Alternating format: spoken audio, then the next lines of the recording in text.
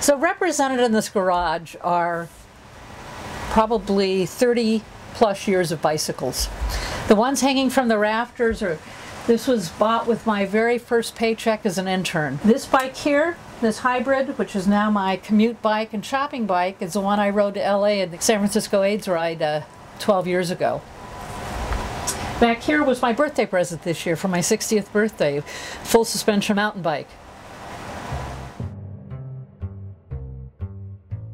I've always called bicycling, commuting, free exercise. It really doesn't take much longer to go by bicycle, and since you have to get there anyway, you may as well get the exercise. I moved to Palo Alto when I was 8 years old.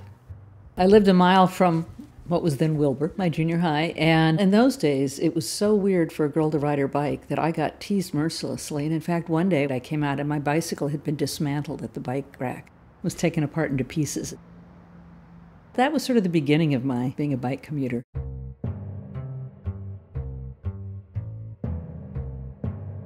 When Jim and I first got married, we sort of considered anything within 5-mile radius to be bicycling range. So although we owned a car, it had to be more than 5 miles away before we drive.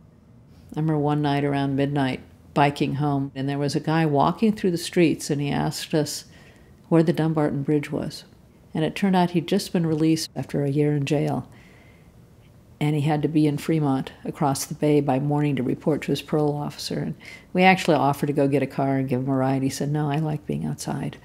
I haven't been outside in a year." It's the kind of thing you do run into being on a bike. Starting when they were in kindergarten, we as a family would bicycle to school every day. When my kids got a little older, 2nd, 3rd, 4th grade, and we'd let them go by themselves, I can't tell you how many other parents said to us that we were irresponsible. Didn't we know our kids could be snatched? It's amazing to me how much fear there is in people. I thought I was doing my children more of a disservice to raise them to be afraid. About 2 years ago, I was going down Bryant, which is designated for bicycles here in Palo Alto, and made a left turn on Coleridge, and the next thing I knew, I was in the Stanford emergency room. I woke up about an hour and 15 minutes later, and that hour and 15 minutes is still missing. Apparently, I was found in the street unconscious. We don't think I was hit. This probably 3-foot-long section where there was a big separation in the road, and so presumably I caught the edge of my skinny tire. The left side of my helmet was smashed.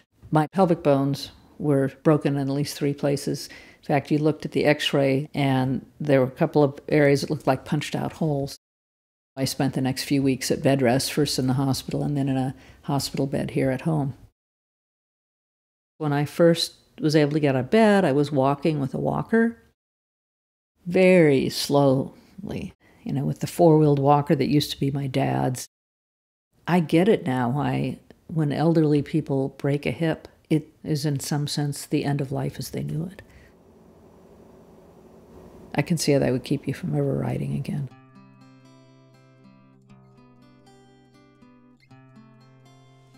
The first time I got back on a bike after that, I remember it was probably 6 months later.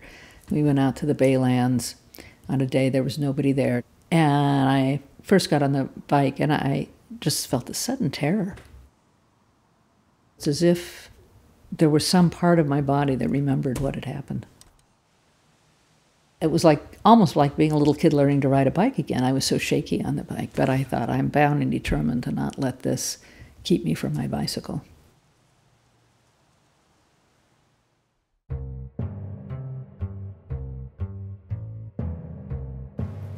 I've now bicycled up to Skyline Boulevard, which is, 2,200 feet. And when I do those things, I always ache a little afterwards. So there's a way in which that accident, I'm coming to realize, will always be with me.